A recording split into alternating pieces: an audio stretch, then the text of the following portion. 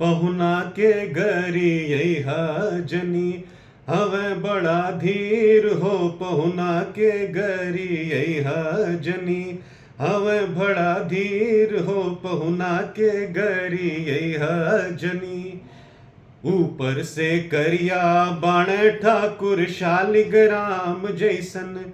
ऊपर से करिया बाण ठाकुर शालिग्राम जैसन। भीतर से निर्मल जैसे, भीतर से निर्मल जैसे गंगा जी के नीर हो। पहुना के गरी यहा जनी हवे बड़ा धीर हो। पहुना के गरी यहा जनी हवे बड़ा धीर हो। पहुना के गरी यहा जनी सुंदर स्वभाव इनकर सभय विधि सराहे लायक।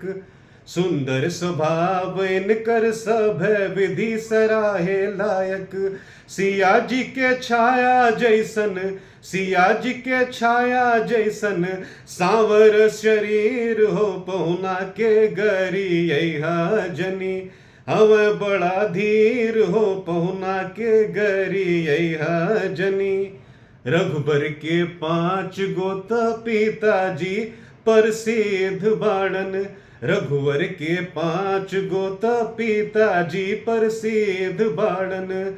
अग्नि जटायु दशरथ, अग्नि जटायु दशरथ कौशिक ध्वज शीर हो। पहुना के गरी यहा जनी हवे बड़ा धीर हो। पहुना के गरी यहा जनी हवे बड़ा धीर हो। पहुना के गरी यहा जनी।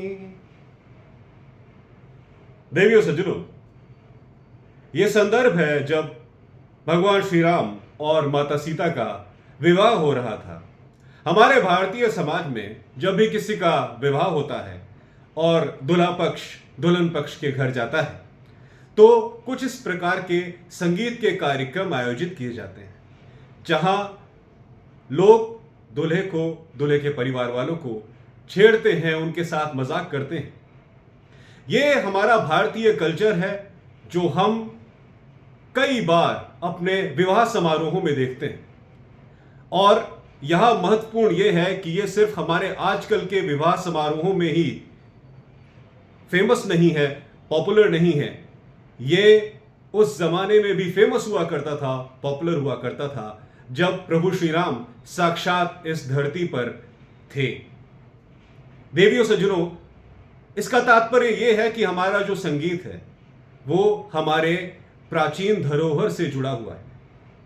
और इस प्रकार के संगीतमय कार्यक्रम भारत के हर राज्य में विभिन्न भाषाओं में होते हैं।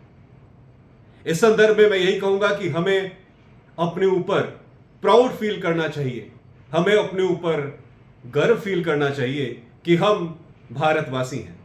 इसलिए गर्व से कहिए, जय श्री राम, भारत माता की जय।